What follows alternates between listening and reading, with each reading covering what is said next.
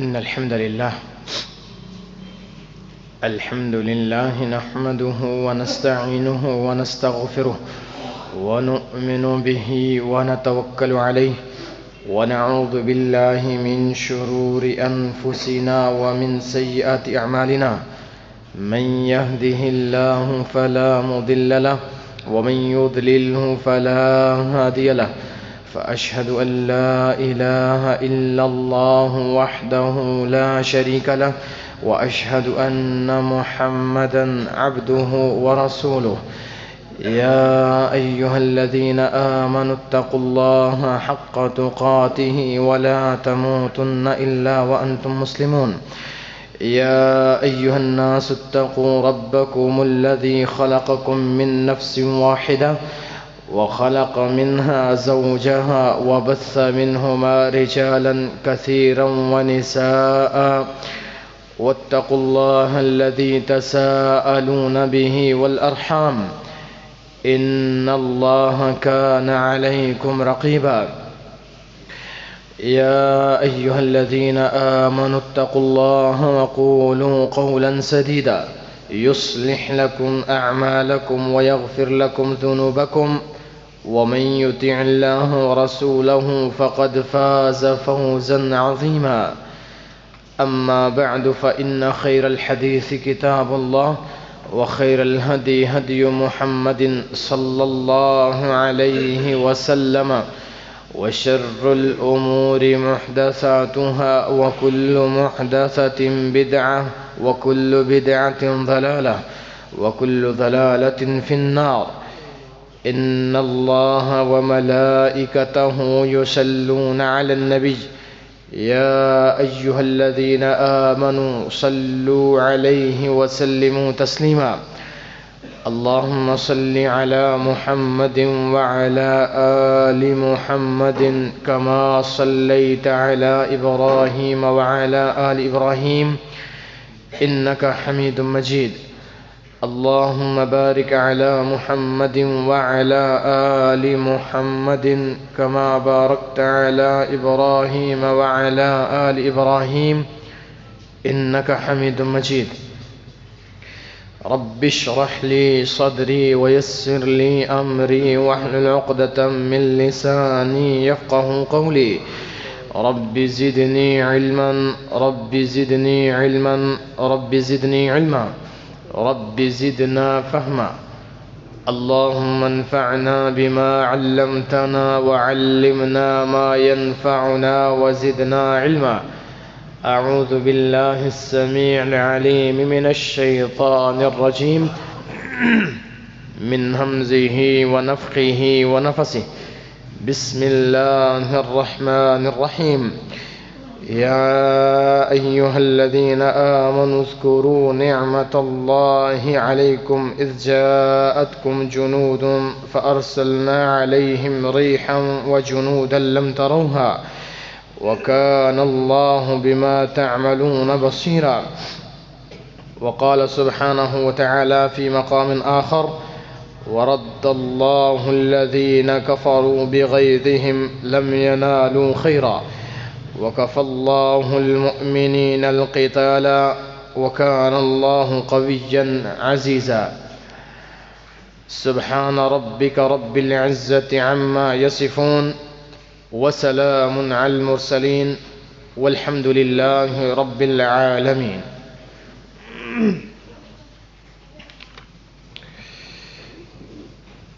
اے ایمان والو،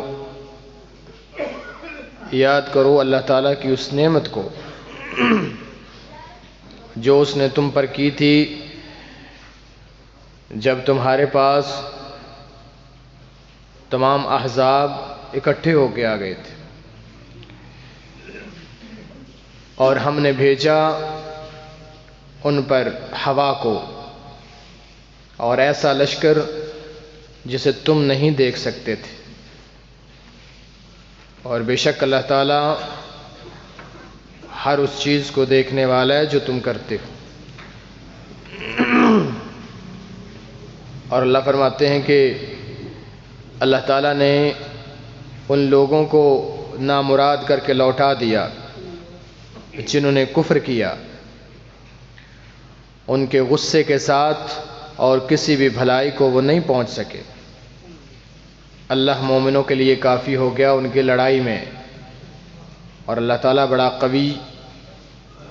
اور غالب ہے۔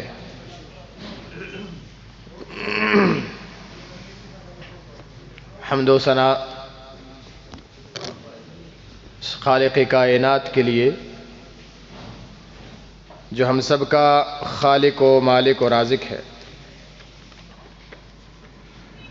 حاجت روا، مشکل کشا،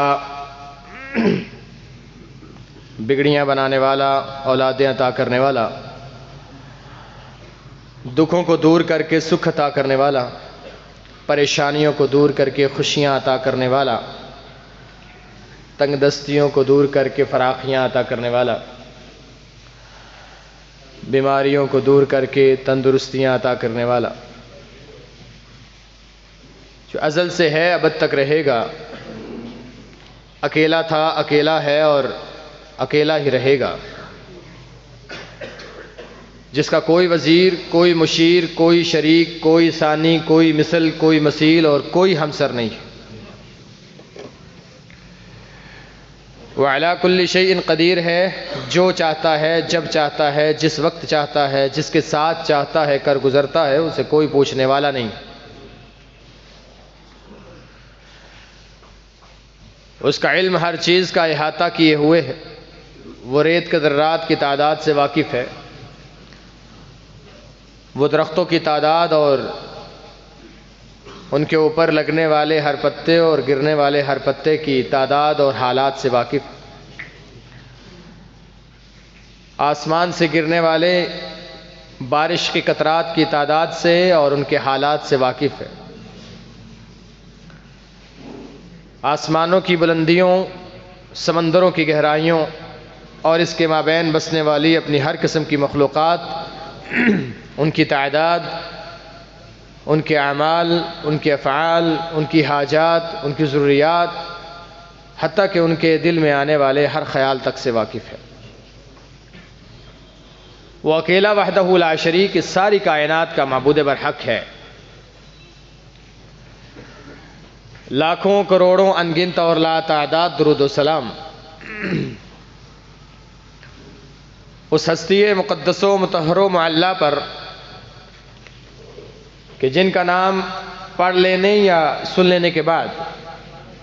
مسنون درود نہ پڑھنے والا دنیا کا بخیل ترین انسان ہوتا، جن کا نام نامی محمد رسول اللہ صلی اللہ علیہ وسلم ہے۔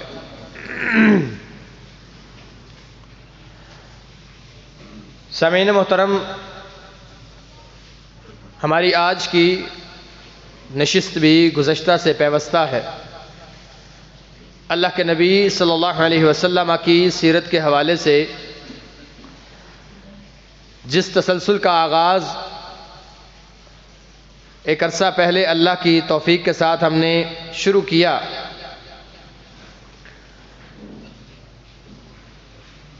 آج کی نشست بھی اسی تسلسل کی اگلی کڑی ہے۔ آپ صلی اللہ علیہ وسلم کے مدینہ ہجرت کر جانے کے بعد اور اس سے پہلے کے حالات مفصل اور مجمل طریقے سے بیان کر دیے گئے۔ آپ صلی اللہ علیہ وسلم کو مدینہ آئے ہوئے 5 سال گزر چکے ہیں، اور اس کا 5ویں سال میں سب سے اہم واقعہ غزوہ احزاب ہے۔ تمام لشکر، تمام قبائل مشرکین کے جمع ہو کے اللہ کے نبی علیہ الصلوۃ والسلام کی طرف پیش قدمی کرتے ہیں اور اسلام کو جڑ سے اکھاڑ پھینکنے کی سازش کرتے ہوئے مدینے کے گرد آ کے محاصرہ کرتے ہیں، اور مسلمان اپنا بچاؤ خندق کا حصار بنا کے کرتے ہیں۔ اس حصار کو ایک ٹائم گزر چکا ہے، ایک وقت گزر چکا ہے، تقریباً 20 سے 25 دن کا عرصہ گزر چکا ہے، اور انتہائی سخت خوف، ہراس، بھوک، پیاس اور سردی، یہ ساری چیزیں، اور اس کے اوپر دشمن کا گھروں کے باہر پڑاؤ ڈالنا، یہ ساری کی ساری کیفیات صحابہ کرام اللہ کے نبی علیہ الصلوۃ والسلام کے سمیت برداشت کیے جا رہے ہیں۔ ایسے میں دعائیں رنگ لے آتی ہیں اور اللہ کے نبی علیہ الصلوۃ والسلام کی دعائیں قبول ہو جاتی ہیں، اور اللہ تعالیٰ حالات کو بدلنے کا ارادہ فرماتے ہیں کہ بنو غطفان کا ایک بندہ مسلمان ہوتا ہے جس کو نعیم کہتے ہیں، یہ اللہ کے نبی علیہ السلام کے پاس آتا ہے اور آپ صلی اللہ علیہ وسلم اس کو واپس بھیجتے ہیں کہ کوئی تدبیر کرو۔ یہ اپنی تدبیر کے حساب سے تمام قبائل میں پھوٹ ڈال دیتے ہیں۔ ہر قبیلہ دوسرے قبیلے سے بدظن ہو چکا ہے اور نعیم کی تدبیر بالکل 100% کامیاب ہو جاتی ہے۔ ہر قبیلہ ایک دوسرے سے بدظن ہے اور حالات ایسے ہیں کہ کوئی کسی پر اعتبار کرنے کے لیے تیار نہیں۔ ایسے میں قریش کا ایک ایلچی بنو قریظہ کے پاس آتا ہے اور کہتا ہے کہ حضرت آپ نے ہم سے بندے مانگے ہیں گروی رکھنے کے لیے، لہٰذا آپ تھوڑا سا انتظار کریں، آپ کو ہماری جرت اور بہادری پہ اگر یقین نہیں آ رہا تو ہم کل کا دن رکھتے ہیں اور کل کے دن سارے کے سارے اکٹھے ہو کے مسلمانوں پر حملہ کرتے ہیں، اور مسلمانوں پر حملہ کر دینے کے بعد جیسے ہی ہم باہر سے حملہ کریں گے آپ لوگ اندر سے حملہ کرنا، اور لگ پتہ جائے گا جو بھی ہوگا دودھ کا دودھ پانی کا پانی ہو جائے گا، اور آپ لوگوں کو پتہ چلے گا کہ ہم واقعتاً ہی وہاں سے مسلمانوں کا قلع کما کرنے کے لیے آئے۔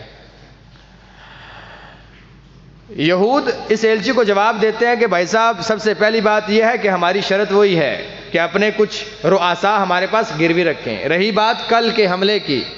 تو آج جمعہ ہے، کل ہفتہ ہے، اور ہم یہودی ہفتے والے دن کوئی لڑائی اور دنگا فساد اور جنگ نہیں کیا کرتے، تو لہٰذا اگر ہو سکے تو اتوار کا دن رکھا جا سکتا ہے، لیکن شرط وہی ہے، ہفتے والا دن نہیں رکھا جا سکتا۔ یہ ایلچی آ کے قریش کو یہ ساری بات بتاتا ہے، تو ابو سفیان جو کہ بھی مسلمان نہیں ہوئے، یہ حیی بن اخطب کو بلاتے ہیں۔ یہی وہ بدبخت شیطان انسان تھا جس نے تمام قبائل کو اکٹھا کر کے اور پھر عرب کے پاس جا کے قریش کو اکٹھا کیا تھا کہ اللہ کے نبی علیہ الصلوۃ والسلام پر حملہ کیا جائے۔ یہ سردار قریش کا حیی بن اخطب یہودی کو بلاتا ہے اور کہتا ہے کہ تم نے تو کہا تھا کہ بنو قریظہ والے یہ معاملات کریں گے، اب وہ ہم سے ایک تو بندے مانگ رہے ہیں اور دوسری بات یہ ہے کہ ہم نے کہا کہ رات کو حملہ کرتے ہیں یا ہفتے والے دن حملہ کرتے ہیں، جبکہ ہم تیاری کر چکے ہیں، تو وہ کہتے ہیں ہم نے ہفتے والے دن حملہ نہیں کرنا۔ اور یہی اس کو یہ بات سمجھاتا ہے کہ حضرت صاحب تم لوگوں کی مخالفت سارے قریش کی ملائی جائے نا تو تم سارے مل کے اللہ کے نبی کی اتنی مخالفت نہیں کرتے جتنا ایک یہودی اللہ کے نبی کے مخالف ہے۔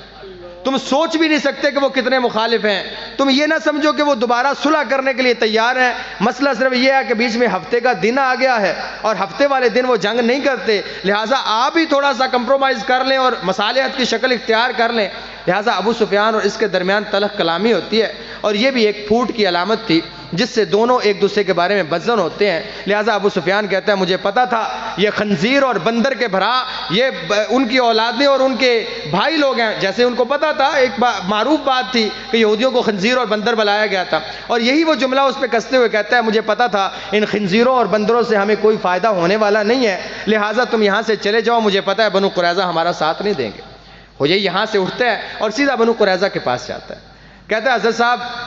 بات یہ ہے کہ اب وہ بھی وہاں کا سردار کعب جو اس کی باتوں میں آ گیا تھا، اب اسے بھی پتا ہے کہ معاملات خراب ہیں۔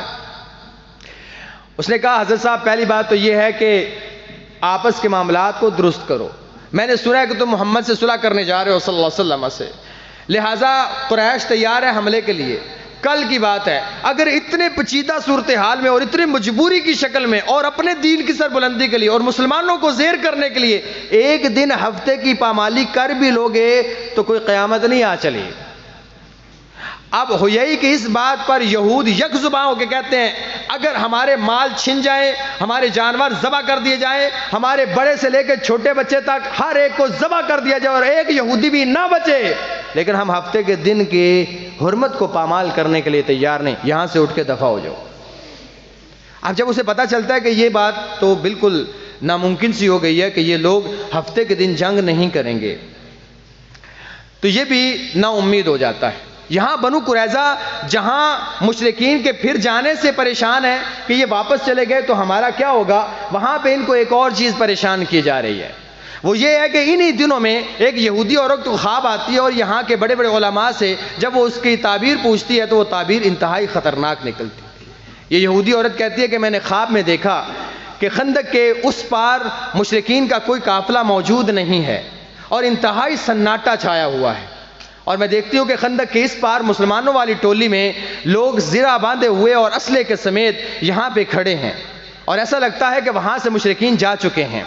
یہ لوگ سیدھا وہاں سے اپنا منہ بنو قریظہ کی طرف کرتے ہیں اور سارے کے سارے ہماری طرف چل پڑتے ہیں، لہٰذا میری آنکھ کھل جاتی ہے۔ یہ بڑے بڑے علماء کے پاس جا کے اس کی تعبیر پوچھتے ہیں تو وہ بتاتے ہیں کہ یقین مانو کہ مشرکین اب دم دبا کے بھاگ جائیں گے اور مسلمانوں کا اگلا ہدف بنو قریظہ ہوگا، اور وہی ہوا جس کا ڈر تھا کہ ہم جانتے تھے کہ مشرکین ان کا کر تو کچھ نہیں سکیں گے، اور ہم عہد توڑنے کے بعد ان کے رحم و کرم پہ ہوں گے، یہ ہمارے ساتھ جو چاہیں گے کریں گے۔ اور وہ یہودی عورت کہتی ہے یہاں پہنچنے کے بعد میں نے دیکھا کہ یہاں کے لوگوں کو بھیڑ اور بکریوں کی طرح ذبح کیا جا رہا ہے۔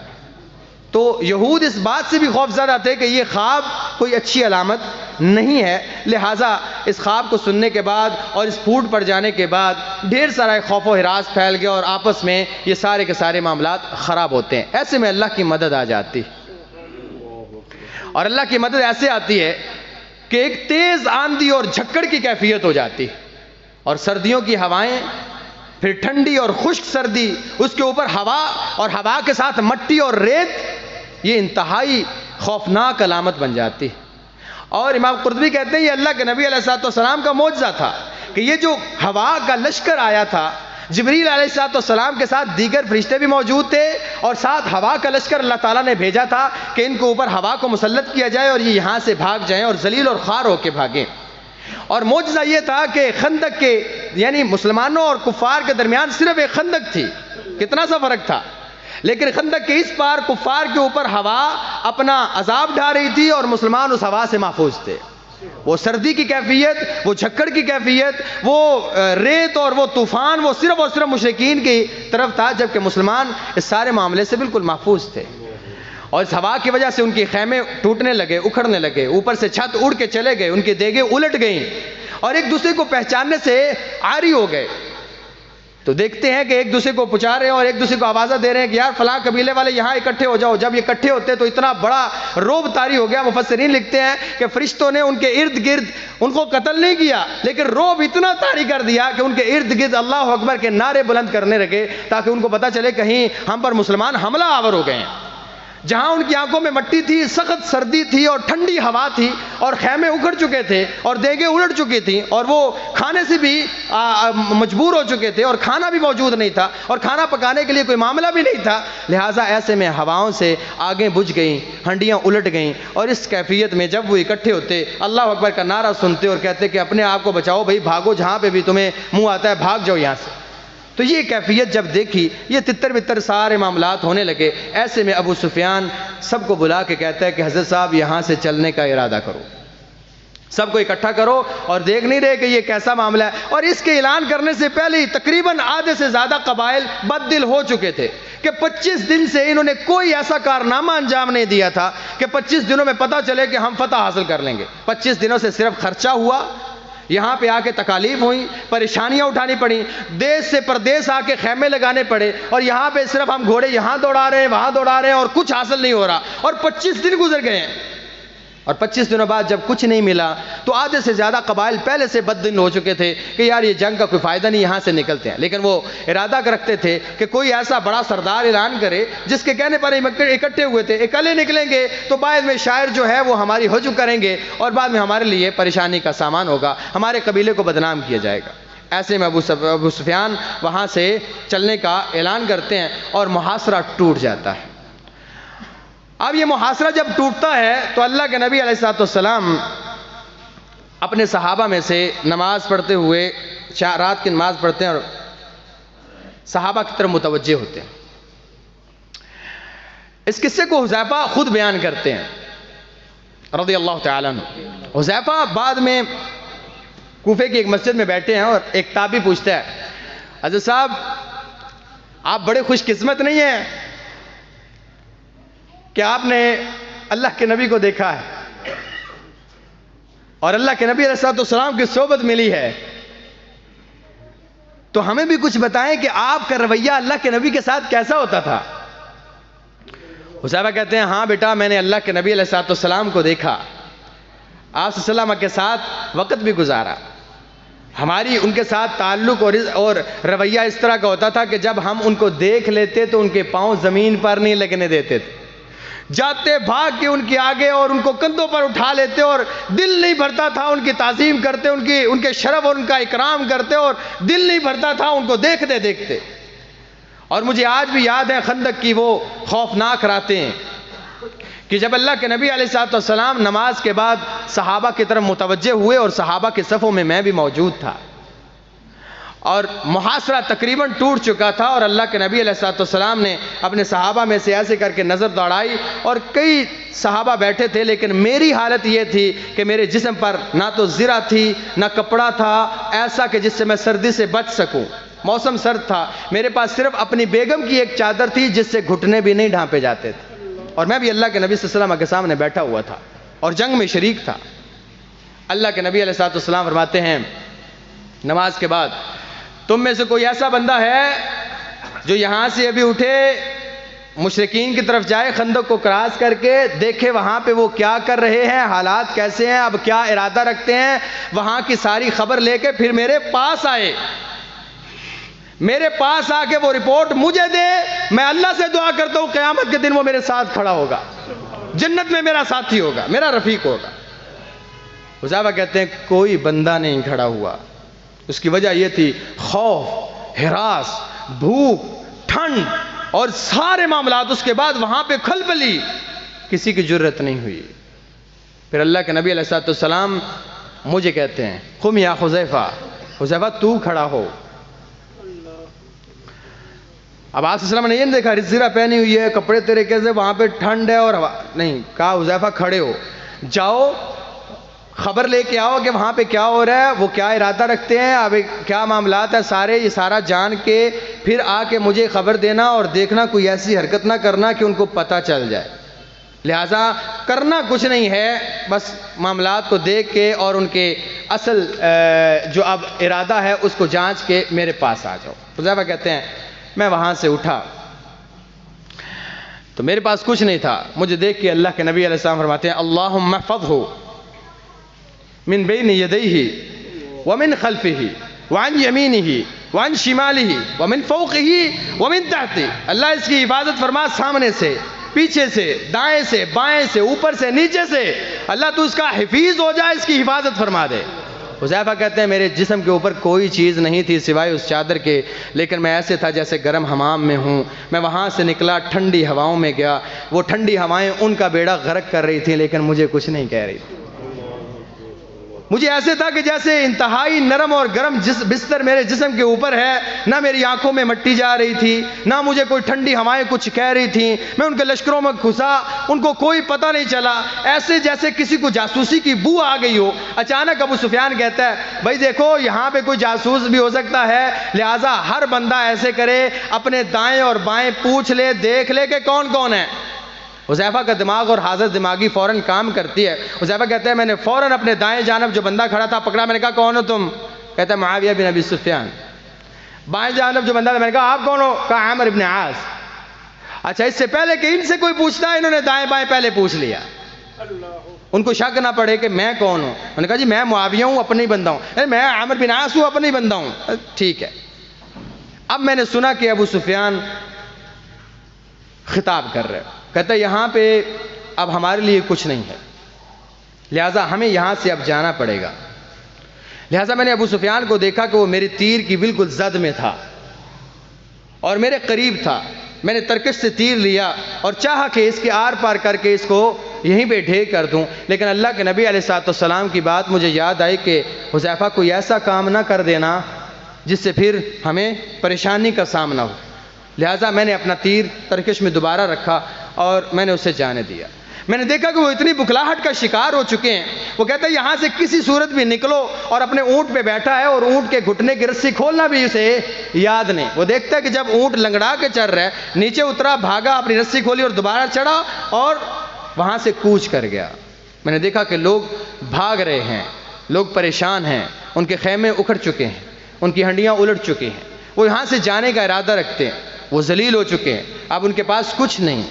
میں وہاں سے واپس ہونے لگا. میں نے دیکھا کہ 20 گھڑ سوار موجود تھے, اور وہ گھڑ سوار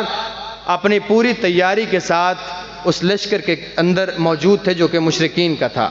بیسیکلی بنیادی طور پہ یہ لشکر فرشتوں کا تھا جو اللہ تعالیٰ نے ان کے اوپر روب ڈالنے کے لیے بھیجا ہوا تھا۔ ان میں سے ایک بندہ مجھے کہتا ہے، حذیفہ اپنے نبی کو جا کے کہنا کہ اللہ تمہیں کافی ہو گیا،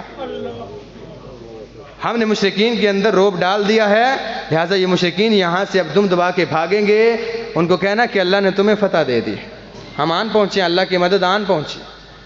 لہٰذا میں نے یہ بات سنی اور وہاں سے نکل آیا۔ یہ کہتے ہیں کہ میں جب یہاں پہنچا تو اللہ کے نبی علیہ السلام نماز پڑھ رہے تھے۔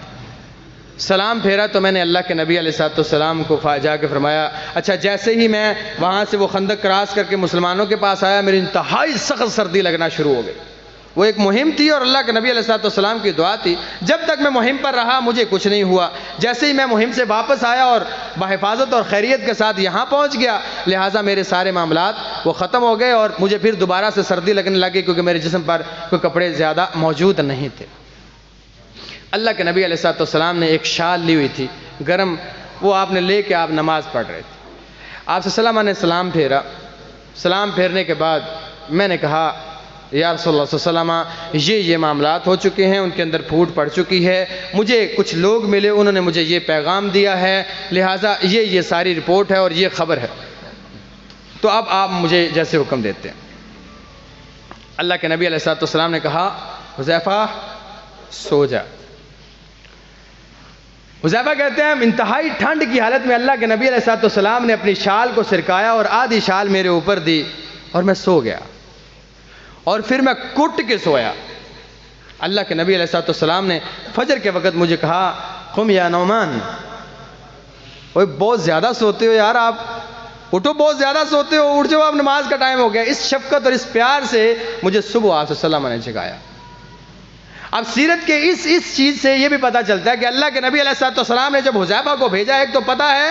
کہ اللہ کے نبی علیہ السلام کو ادنا سے ادنا صحابی کی صلاحیتوں کی خبر ہے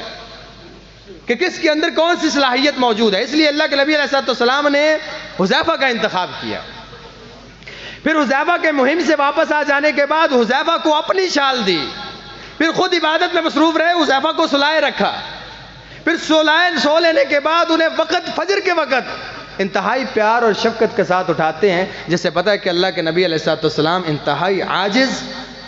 اور انتہائی انکسار والے انسان تھے۔ کہ یہ نہیں ہے کہ بڑے بڑے لوگ آپ کے قریب ہو نہیں اور ادنے سے ادنا صحابی کا معاملہ نہیں، ایسا نہیں، ایسا نہیں، یہ اللہ کے نبی علیہ السلام کی سیرت۔ اب حذیفہ کہتے ہیں کہ میں نے اللہ کے نبی علیہ السلام کو جب یہ خبر دی تو ایک خط لے کے ایک ایلچی آیا، یہ خط ابو سفیان کا تھا، اوپر لکھا تھا، بسمک اللہم من ابی سفیان الی محمد ابن عبداللہ، اللہ کے نام سے شروع کرتا ہوں، یہ خط ابو سفیان کی طرف سے محمد بن عبداللہ کی طرف ہے، اور اس کا متن یہ تھا کہ پہلی بات تو یہ ہے کہ تم لوگ ہمارا مقابلہ کرنا نہیں چاہتے تھے اور تم نے یہ خندق کا معاملہ کر کے ہمارے ساتھ قتال نہیں کرنا چاہا، کوئی بات نہیں، کوئی بات نہیں، لیکن میں دوبارہ واپس آؤں گا جس طرح میں احد میں واپس آیا تھا، اور میں تمہارے ساتھ قتال کروں گا اور دیکھوں گا کہ تمہاری عورتوں کو میں کیسے یتیم نہیں کرتا اور کیسے بیوہ نہیں کرتا۔ دوسری بات یہ کہ مجھے اگر پتا ہوتا کہ تم خندق کے پیچھے چھپو گے اور مجھے نہیں پتا کہ کس نے تمہیں یہ بات بتائی ہے، کیونکہ ہمیں عرب کو نہیں پتا کہ خندق بھی ہوتی ہے، تو میں کم از کم اس کا بھی بندوبست کر لیتا۔ اللہ کے نبی علیہ السلام نے حضرت کعب کو بلایا، کہا اس کا جواب لکھو، بسم اللہ الرحمن الرحیم من محمد رسول اللہ الی سفیان ابن حرب، یہ محمد رسول اللہ صلی اللہ علیہ وسلم کی طرف سے جواب ہے ابو سفیان کو۔ پہلی بات جو تم نے کہی کہ تم ہمارے ساتھ جنگ کرنا چاہتے تھے اور ہم تمہارے سامنے نہیں آ پائے، اور ان قریب احد کی طرح تم دوبارہ آؤ گے، تو میں اللہ سے امید کرتا ہوں جس طرح آج اللہ میرے اور تمہارے درمیان حائل ہوا ہے اور تمہارے غضب اور غیظ کے ساتھ تمہیں نامراد کر کے لوٹایا، وہ دوبارہ تمہیں نامراد کر کے لوٹائے گا۔ وہ جیسے آج حائل ہوا میرے اور تیرے درمیان تب بھی حائل ہو جائے گا، میں امید کرتا ہوں اللہ سے۔ دوسری بات، خندق کا کس نے معاملہ سکھایا؟ میرے اللہ نے مجھے الہام کیا، میں نے یہ کام اس لیے کیا تاکہ تو اپنے غصے سمیت واپس چلا جائے۔ رہا معاملہ ہماری مٹ بیڑ کا، تو میری پیشن گوئی یہ ہے، ابو سفیان ایک وقت آئے گا تو میری حفاظت کرے گا اور رضامندی پر تو میرے سامنے اپنی جان نچھاور کرے گا، اور میں دکھاؤں گا تجھے تیرے لات منات عزا حبل یہ سارے بت تیرے سامنے ریزہ ریزہ کروں گا، اور پھر تجھے بتلاؤں گا اب بتا سارے کے سارے ریزہ کیے ہیں کہ نہیں کیے۔ یہ جواب اللہ کے نبی علیہ السلام نے ابو سفیان کو دے بھیجا۔ اس کے بعد اللہ کے نبی علیہ السلام نے صحابہ سے کہا، کفار اور مشرکین کے یہ آخری جنگ تھی جو انہوں نے مسلمانوں کے خلاف لڑی، اس کے بعد مسلمان ہمیشہ سے کفار کے خلاف لشکر کشی کریں گے، کفار کبھی مسلمانوں کے اوپر لشکر کشی نہیں کریں گے۔ یعنی آج کے بعد ہم کفار پر لشکر کشی کریں گے، حملے کی پہل ہم کریں گے، آج کے بعد کفار ہم پر حملہ نہیں کریں گے، میں اتنا موقع ہی نہیں دوں گا، کسی کی جرت ہی نہیں ہوگی۔ اور یہی وجہ ہے کہ یہ ایک آخری قوت تھی یا یہ آخری جنگ تھی کفار کی، کیونکہ یہ سارے کے سارے قبائل ایک ہی جگہ پہ ایک ہی دفعہ متحد ہو سکتے تھے، اس کے بعد یہ کفار متحد نہیں ہو سکتے تھے، کیونکہ جتنے کھٹے ہو چکے تھے ان کے دل، جتنے یہ بد دل ہو چکے تھے آپس میں، دوبارہ ممکن نہیں تھا کہ یہ سارے قبائل اکٹھے ہو سکتے اور اتنی بڑی قوت دوبارہ آ سکتی۔ اس لیے اللہ کے نبی علیہ السلام نے ارشاد فرمایا، آج کے بعد مشرکین یہ جرت نہیں کریں گے کہ مسلمانوں کے اوپر حملہ کیا جائے۔ اور پھر یہی ہوا، اللہ کے نبی علیہ السلام نے پھر ان کے اوپر لشکر کشی کی، پہلے بنو قریظہ اور پھر وقت گزرنے کے بعد فتح مکہ کیا اور خود ہی ساری لشکر کشی کی۔ اس کے بعد کسی کو بھی جرت نہیں ہوئی کہ وہ اللہ کے نبی علیہ السلام کے خلاف لشکر کشی کرے۔ بہرحال یہ قریش یہاں سے ہی اور سارے کے سارے قبائل یہاں سے چلے جاتے ہیں، بنو قریظہ جو ہیں وہ اپنے قلعوں میں محصور ہو کے رہ جاتے ہیں۔ اللہ کے نبی علیہ السلام گھر واپس آتے ہیں، گھر آ کے اپنا زرہ اتارتے ہیں، اسلحہ اتارتے ہیں، غسل فرماتے ہیں، عود لگاتے ہیں، نماز پڑھتے ہیں اور گھر میں بیٹھے ہیں کہ اتنے میں جبریل آ جاتے ہیں۔ اور صحابہ کہتے ہیں کہ ہم نے ایک ایسا بندہ دیکھا جو دہیہ کلبی جیسا تھا، کیونکہ جبریل دہیہ کلبی کی شکل میں آیا کرتے تھے، وہ ایک خچر پر سوار تھا۔ اس نے کہا، یا رسول اللہ صلی اللہ علیہ وسلم آپ نے اسلحہ اتار دیا؟ کہا جی میں نے اپنا اسلحہ اتار دیا ہے۔ کہا اللہ کی قسم آپ نے اپنا اسلحہ اتارا ہے؟ ابھی تک فرشتوں نے اپنا اسلحہ نہیں اتارا، میں ابھی قریش کو حمراء الاسد تک چھوڑ کے آ رہا ہوں، یعنی ہم ان کے ساتھ تھے جب تک وہ مدینہ کی حدود سے باہر نہیں نکل جاتے اور وہاں سے بھگا نہیں دیتے، میں ابھی وہاں سے آ رہا ہوں۔ حمراء الاسد جو مدینہ کی چوکی، میں نے آپ کو پہلے بھی بتایا، مدینہ سے باہر دور ایک جگہ ہے، وہاں پہ چھوڑ کے ابھی آ رہا ہوں، آپ اسلحہ دوبارہ پہنے، ان یہودیوں کی خبر لینے ہیں۔ اس وقت تک اللہ کے نبی علیہ السلام کو اسلحہ اتارنے سے پہلے بنو قریظہ کے خلاف پیش قدمی کا حکم نہیں دیا گیا تھا، لیکن جیسے ہی جبریل علیہ السلام آئے، انہوں نے ساتھ آپ صلی اللہ علیہ وسلم سے پوچھا اور ساتھ یہ خبر دی کہ اللہ تعالیٰ نے آپ کو بنو قریظہ کے خلاف پیش قدمی کا حکم دے دیا، لہٰذا دوبارہ سے اسلحہ پہنیں، ان یہودیوں کی خبر لیں جنہوں نے آپ کے ساتھ بد عہدی کی۔ اب اس کے بعد اللہ کے نبی علیہ السلام دوبارہ سے اسلحہ پہنتے ہیں، بنو قریظہ کے خلاف پیش قدمی ہوتی ہے۔ بنو قریظہ کے بارے میں کیا فیصلہ کیا جاتا ہے؟ ان کے خلاف حصار بندی ہوتی ہے، قلعے میں یہ سارے چھپ جاتے ہیں، مسلمان باہر کھڑے ہیں، کتنے دنوں تک باہر کھڑے رہے، ان کے ساتھ معاہدہ کیا ہوا، پھر ان کے بارے میں فیصلہ کیا ہوا، یہ انشاءاللہ الرحمن اگلی نشست میں ذکر کریں گے۔ اقول قولی ھذا واستغفر اللہ لی ولکم ولسائر المسلمین من کل ذنب فاستغفروہ انہ هو الغفور الرحیم۔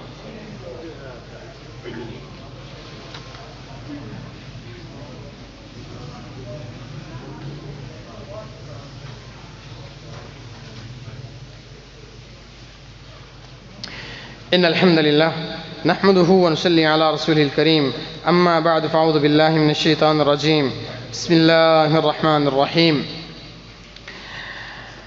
وذکر فإن الذکرى تنفع المؤمنین سبحان ربک رب العزة عما یصفون وسلام علی المرسلین والحمد للہ رب العالمین۔ ایک دو اعلانات ہیں۔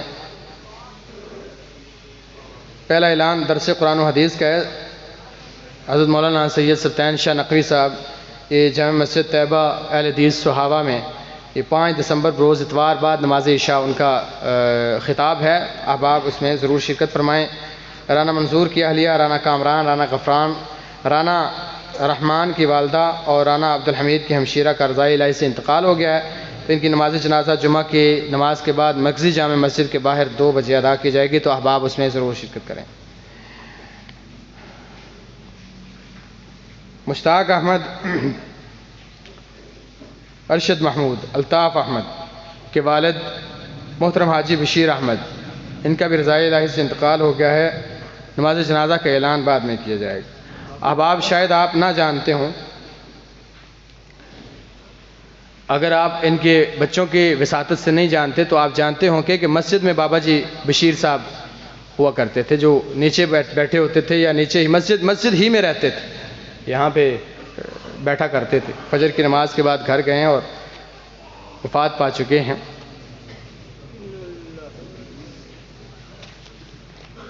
یاد رکھیں، اسلاف کہا کرتے تھے کہ ایک انسان جس کی عمر 40 سال ہو چکی، وہ جان لے کہ اس کی زندگی کی اثر ہو چکی ہے، اور عصر اور مغرب کے درمیان انتہائی کم فاصلہ ہوتا ہے، لہٰذا اسے چاہیے کہ وہ اپنا محاسبہ کرے۔ ہم نے کئی ایسے لوگوں کو دفنایا ہے جو اس مسجد کے رونق تھے، اور یہ بھی انہی میں سے ایک تھے۔ ان کی آخری عمر کس طرح گزری ہے، ہم اس بات کے گواہ ہیں کہ مسجد کے ساتھ ان کا پیار، ان کی محبت، اور ہم اللہ کی رحمت سے امید کرتے ہیں کہ انشاءاللہ الرحمن قیامت کے دن یہ اللہ کے عرش کے سائے کے نیچے ان لوگوں کے ساتھ شامل ہوں گے جن کا دل مسجد کے ساتھ لگا رہتا تھا۔ جو انسان مسجد سے نکالے جائیں تو ان کا دل پریشان ہو جاتا ہے، لہذا یہ انسان بھی اس نے آخری ساری زندگی اپنی مسجد کے ساتھ گزاری، مسجد کے اندر گزاری۔ نمازوں کی کیفیات کیا ہیں وہ بھی سب سامنے ہے، مسجد کے ساتھ محبت کیسی ہے وہ بھی، اور ہم بھی اس کے بارے میں اچھی گواہی دیتے ہیں کہ اللہ رب العزت ان کی اگلی منزلیں آسان فرمائے،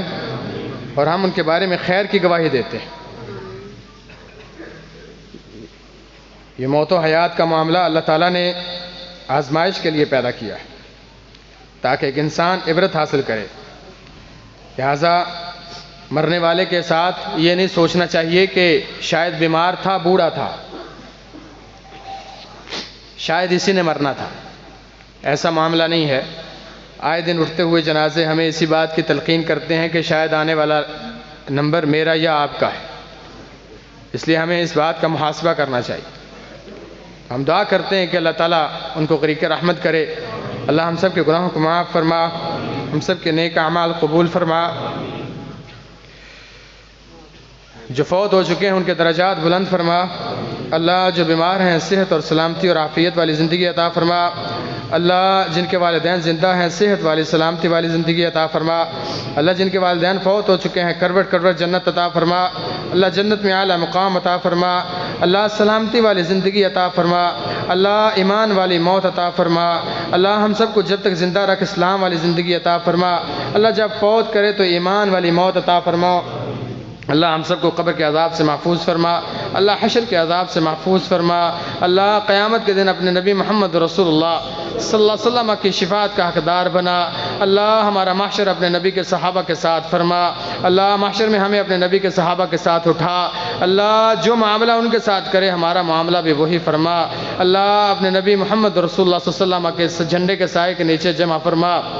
اللہ جنت میں ان کا رفیق بنا، اللہ جہنم کے عذاب سے محفوظ فرما، اللہ ہم سب کو اپنے والدین کے لیے صدقہ جاریہ بنا، اللہ جن کے والدین فوت ہو چکے ہیں کروٹ کر جنت عطا فرما، اللہ ہماری اولادوں کو ہمارے لیے صدقہ جاریہ بنا، اللہ نیک بنا، اللہ موحد بنا، اللہ ہم سب کو استحکام عطا فرما، اللہ اسلام والی زندگی عطا فرما، ایمان والی موت عطا فرما، ربنا تقبل منا انك انت السميع العليم وتب علينا انك انت التواب الرحيم وصلى الله تعالى على خير خلق محمد وعلى اله وصحبه اجمعين برحمتك يا ارحم الراحمين آمين۔